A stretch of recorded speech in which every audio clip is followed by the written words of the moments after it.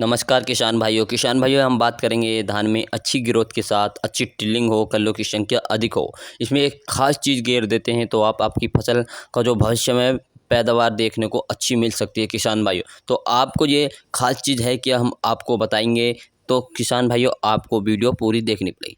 किसान भाई, कुछ किसान भाई ऐसे भी होते हैं जो पहले यूरिया के साथ जिंक का प्रयोग करते हैं, और जिंक के प्रयोग के साथ कुछ किसान भाई ऐसे होते हैं यूरिया के साथ सूक्ष्म तत्व डालते हैं, जैसे उसमें सागरिका का प्रयोग करते हैं, और सागरिका का और जिंक का भी अच्छा रिजल्ट देखने को मिलता है। इससे टिल्लिंग भी अधिक होती है किसान भाई, कल्लों की संख्या भी बेहतरीन होती है।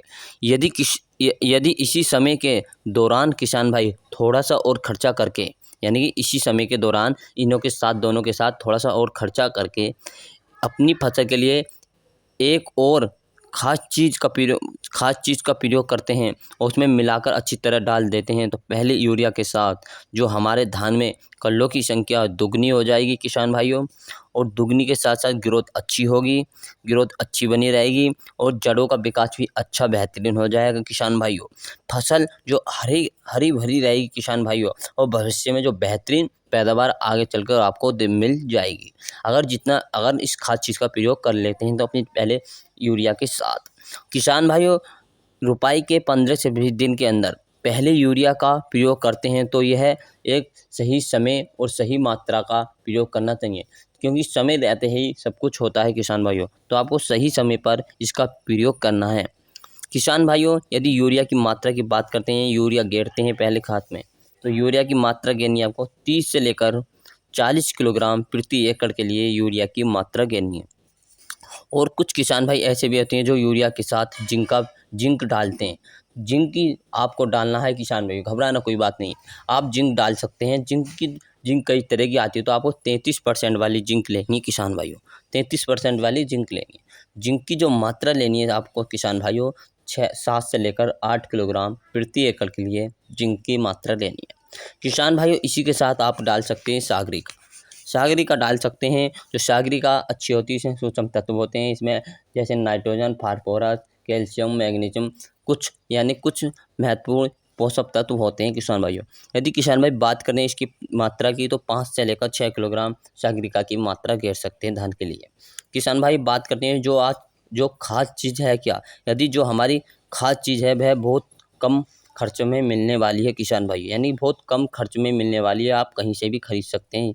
यदि यदि अपने धान की फसल में अच्छी ग्रोथ देखना चाहते हो, तो अच्छा रिजल्ट देखना चाहते हो, तो आपको ये खास चीज़ गेरनी पड़ेगी, और जिससे कि आपकी अच्छी टिल्लिंग भी होगी, और यानी मैड़ा दुगना मोटा दुगना मैड़ा हो जाए किसान भाइयों, दुगने दुगने कल्लों की संख्या हो जाएगी पहले से ज़्यादा।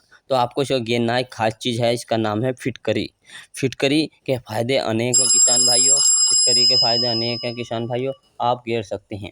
तो किसान भाइयों इसमें आपको इसके कैसे गेरनी है, तो इसकी मात्रा की बात करते हैं, तो आपको इसकी मात्रा गेरनी है किसान भाइयों, 1.5 किलोग्राम प्रति एकड़ के हिसाब से फिटकरी की मात्रा गेरनी है किसान भाइयों, 1.5 किलोग्राम प्रति एकड़ के हिसाब से फिटकरी की मात्रा गेरनी है किसान भाई। बात करते हैं फिटकरी आखिर है क्या किसान भाइयों, ये बेहतरीन है किसान भाइयों, ये यानी कुदरती प्राप्त हुई है किसान भाइयों। ये अगर इसे अपनी भूमि ज़मीन में डालते हैं तो इसका कोई नुकसान नहीं हो पाता। भूमि के जो पीएच मान होता है 7 से अधिक, वो सामान्य हो जाता है किसान। ये जो सूक्ष्म तत्व होते हैं अधिक पर नहीं पौधा ग्रहण कर पाता, लेकिन जो सामान्य हो जाता है तो अपने यानी कि पोषक तत्व को भी ग्रहण कर लेता है। तो किसान भाइयों आपको फिटकरी लगानी है, एक बार फिटकरी का रिजल्ट देख लीजिए, आप खुद दोबारा अपने दूसरे खेत में लगाएंगे किसान भाइयों। ये दीमक को भी मारती है और रस चूसक रोगों को भी ख़त्म करती है किसान भाइयों।